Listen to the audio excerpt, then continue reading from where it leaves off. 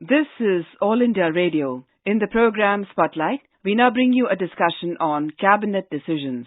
The participants are Shekhar Iyer, political analyst, and Vinay Kumar, journalist. Union Cabinet held its meeting today, which was presided over by Prime Minister Narendra Modi. At its meeting, the Cabinet took several important decisions. Three of these decisions relate to the infrastructure, telecommunication, and mobile towers.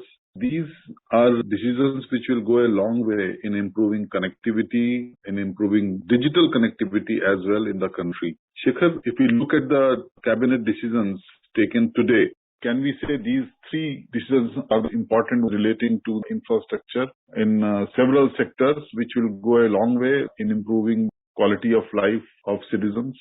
Definitely, Vinayji, because the government of India under Prime Minister Modi ji has been giving a lot of thrust for, connectivity, whether it is land connectivity or whether it is, air connectivity or particularly mobile connectivity. And today's decision actually covers particularly the road connectivity and mobile connectivity, and also the importance being given to road connectivity in areas that are considered to be affected by left-wing extremism. And the reasons are very clear because already we had the Pradhan Mantri Gram Sadak Yojana 1, then 2, which has been extended today up to September of 2022, because basically completing the balance road and works.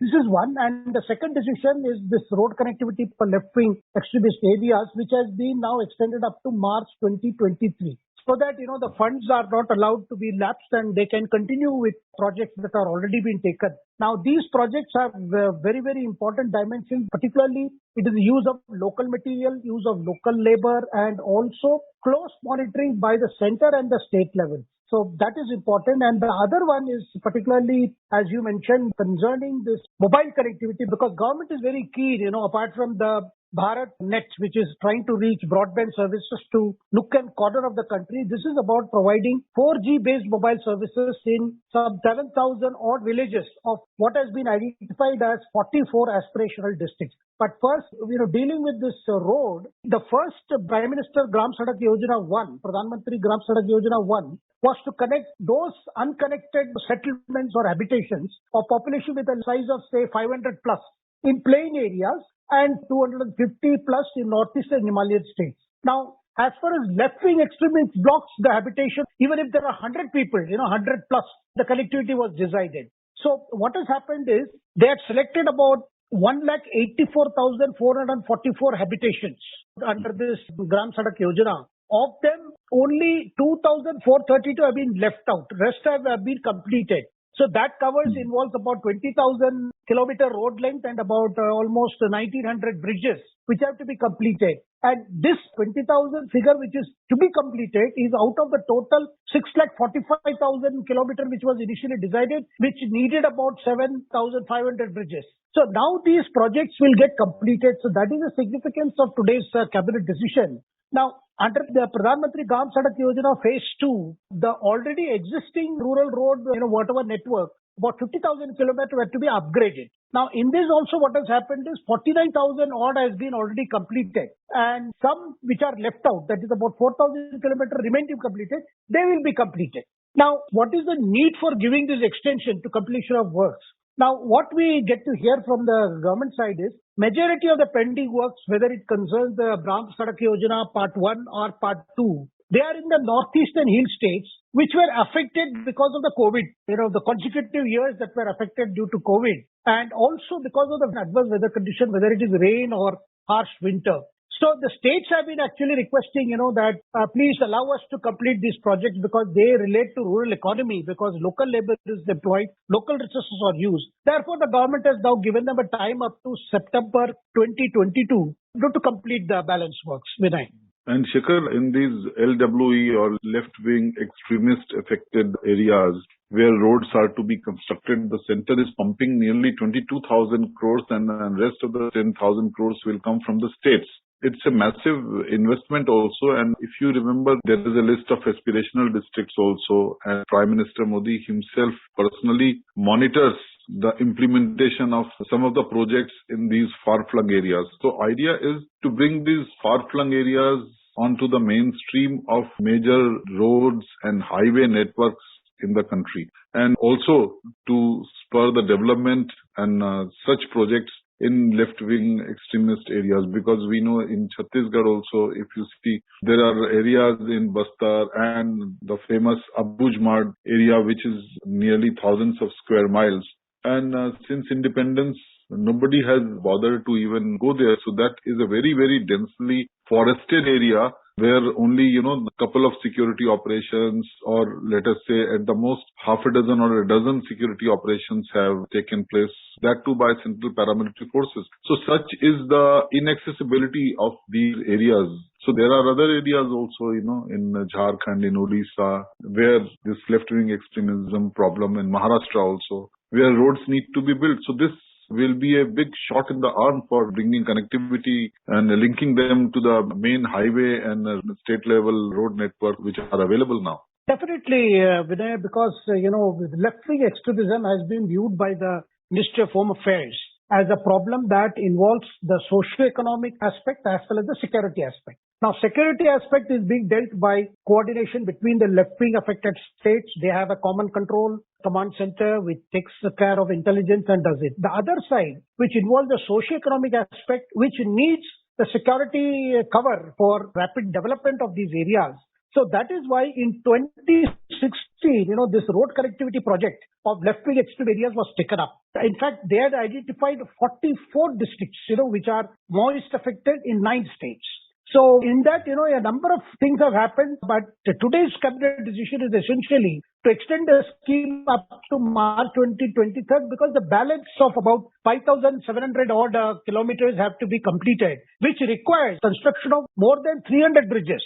So once this has been done, and now some areas have been identified both by the security forces and the local development authority, so which have resulted in now government giving clearance for another 1,800 kilometers to be completed with 40 more bridges. Now, the solution to left-wing extremism, as we have seen here, is one hand you have the ground forces operating where the security forces are on the ground, so that the development activity gets protection. Because one of the strategies which I have seen left-wing activism has been employing methods of disrupting the development activity because of these areas are inaccessible. The idea is the development works will have to be completed so that the roads are done, and since the construction of road itself will employ a lot of local labor, there is bound to be an economic activity which will help in curbing this left extremism. And importantly, in this Prime Minister Gram Sadak Yojana, as I mentioned earlier, this involves use of new technology in construction of road and green technology. So wherever possible, they are encouraging use of local available materials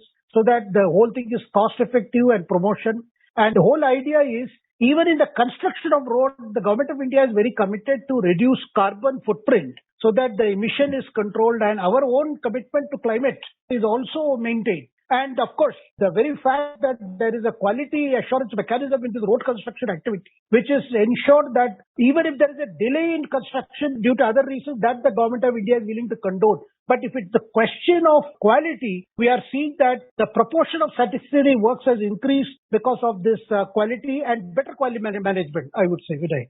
And Shekhar, another major decision was to expand the 4G network in many districts, because we all know how COVID has brought to the fore the digital connectivity, work from home, and in many far-flung areas where this connectivity was not there, many students also could not take online classes, and more people depend on digital connectivity for their banking needs, for making payments through their mobiles.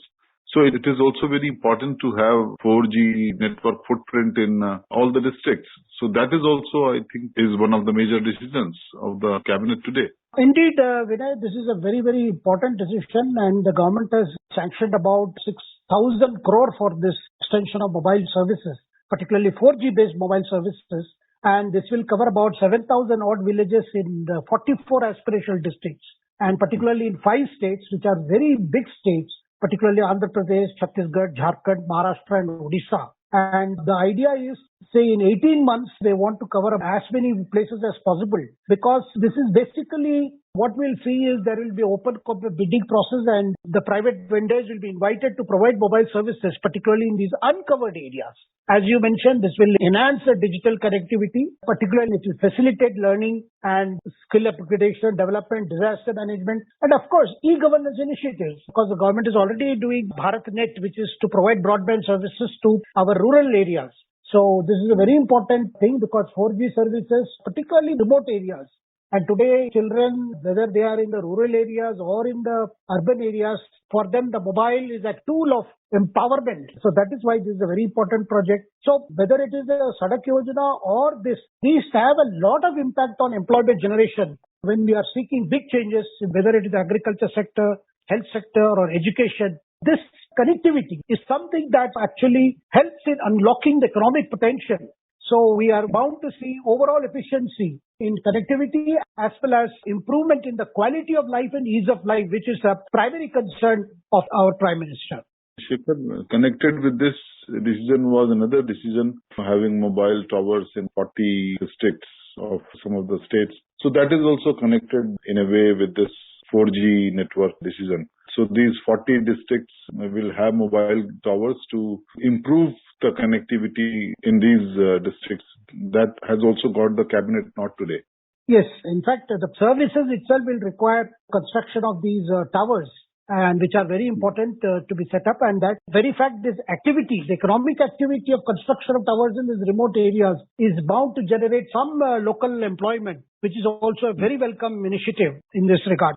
And Shekhar, if you see, we were talking about left-wing extremism. So many left-wing Maoist cadres, when they attacked in states like Jharkhand or Chhattisgarh or areas of Madhya Pradesh, their targets used to be, mobile towers or the road culverts.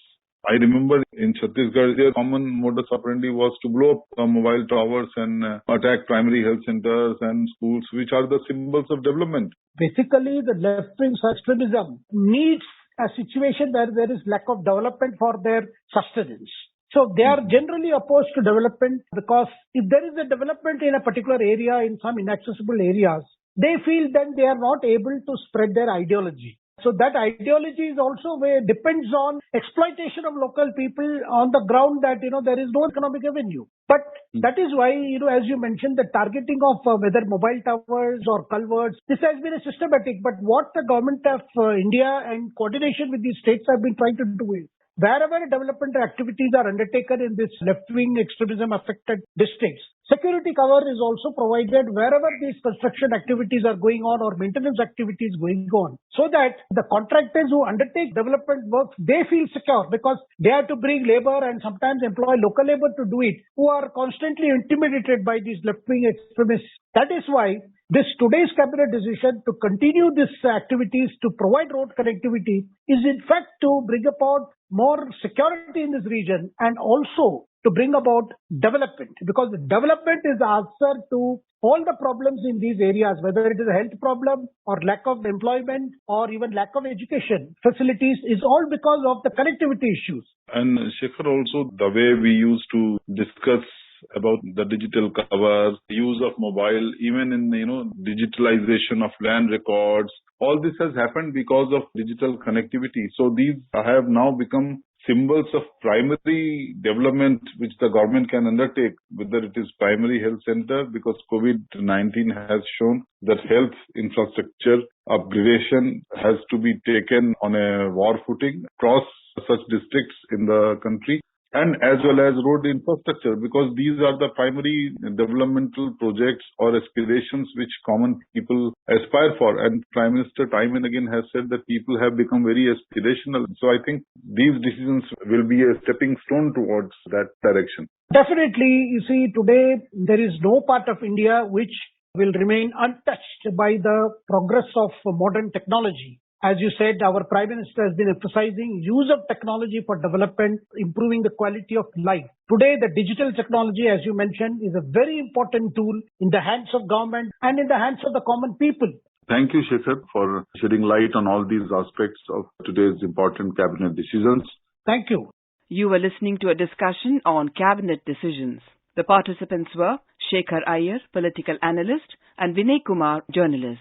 This program was produced and presented by the News Services Division of All India Radio. You can listen to it on our mobile app, News on AIR. This program is also available on our YouTube channel, News on Air Official.